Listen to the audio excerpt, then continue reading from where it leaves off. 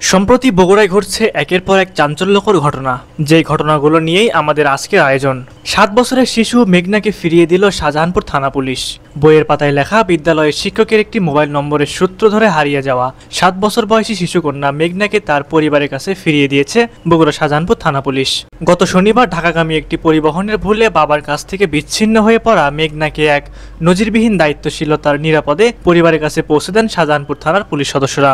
অবসরপ্রাপ্ত ব্যাংক কর্মকর্তার হাত পা বেঁধে বাড়িতে দুর্ধর্ষ ডাকাতি। বগুড়ায় অবসরপ্রাপ্ত ব্যাংক কর্মকর্তার বাড়িতে দুর্ধর্ষ ডাকাতির ঘটনা ঘটেছে। গত শুক্রবার গভীর রাতে শহরের ঝোপগাড়ি দক্ষিণপাড়া এলাকায় এই ঘটনা ঘটে। ডাকাত দল গ্রিল ও দরজা ভেঙে বাড়িতে ঢুকে সাবেক ব্যাংকার আব্দুল মান্নান মণ্ডল ও তার স্ত্রীকে বেঁধে মারধর করে ৩টি ঘর তছনছ করে নগদ ২৬,০০০ টাকা ও ৪-৫ ভরি সোনার গহনা নিয়ে গেছে।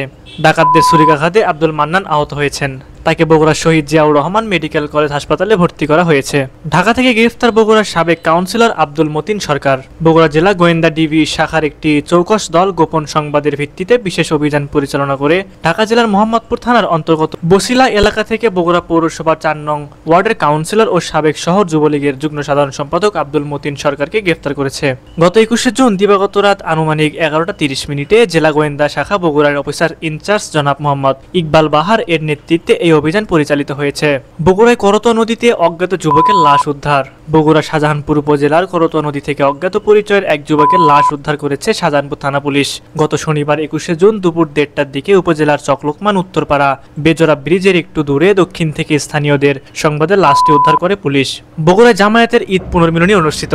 বগুড়া শহর জামায়াতের আমির অধ্যক্ষ মাওলানা আবিদুর রহমান সোহেল বলেছেন, আমলে সালে হিসেবে নিজেদের যোগ্যতার পরিচয় দিয়ে সবাইকে ঐক্যবদ্ধ হয়ে আগামী নির্বাচনে জামায়াতের প্রার্থীদের বিজয় নিশ্চিত করতে হবে। আপনারা আগে থেকে কাজ করে আসছেন, নতুনভাবে আবার ময়দানে ঝাঁপিয়ে পড়তে হবে।